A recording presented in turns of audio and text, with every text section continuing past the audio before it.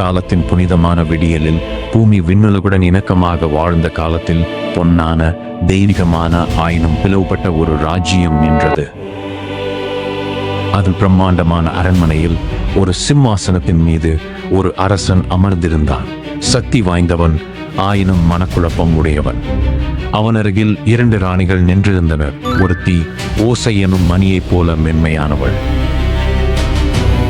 மற்றொருத்தி உதிக்கும் அக்னியைப் போல உக்கிரமானவள்.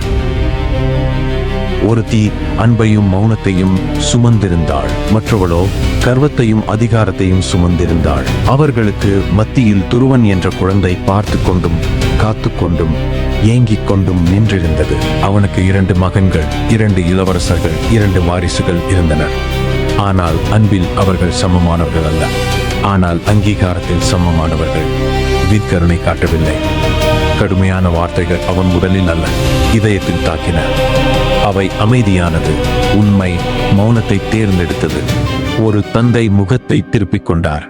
அந்த தருணத்தில் ஒரு குழந்தையின் உலகம் நொறுங்கியது. ஒரு கண்ணீர் துளி விழுந்தது. அதனுடன் அப்பாவத்தனமும் மறைந்தது. அன்பு எஞ்சியிருந்த ஒரே இடமான தன் தாயிடம் அவன் ஓடினான். அவள் அமைதியான வலிமையுடன் பேசினாள்.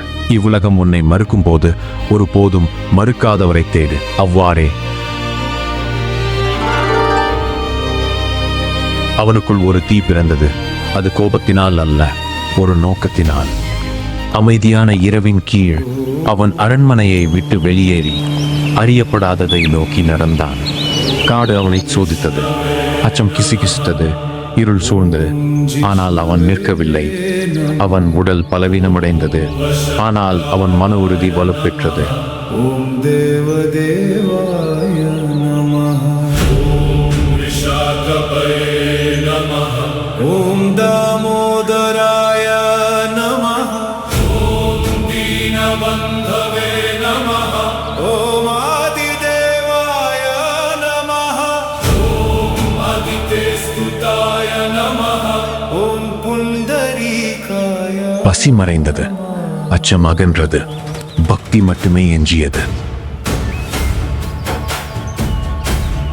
அவனுக்குள் இருந்த தீயை கண்ட நாரதர் என்ற முனிவர் தபஸ்யையின் அசைக்க முடியாத பக்தியின் பாதையை வெளிப்படுத்தினார்.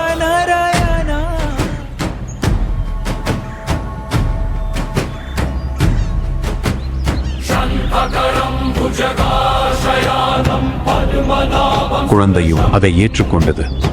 பகல்கள் கடந்தன, இரவுகள் மறைந்தன. அவன் அசையாமல் அசைவற்று நின்றான். புயல்கள் சீறின, காற்று ஊளையிட்டது. ஆனாலும் அவன் அசையவில்லை.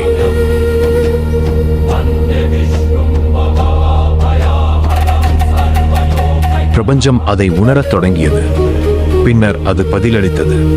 ஒரு தெய்வீக ஒளி காட்டை நிரப்பியது. அவனுக்கு முன்னால் விஷ்ணு பகவான் ஒளிமயமானவராக, நித்தியமானவராக, எல்லையற்றவராக, ஆனால் தொலைவில் இல்லாதவராக நின்றார். அவர் முன்னே வந்து குழந்தையை அணைத்துக் கொண்டார்.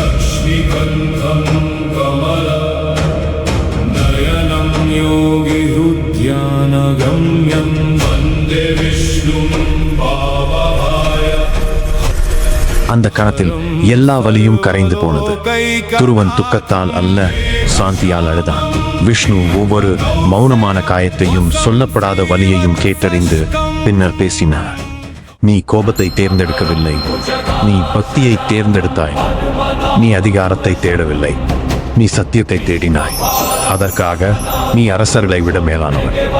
குழந்தை முழுமையான சரணாகதியுடன் நிமிர்ந்து பார்த்தது.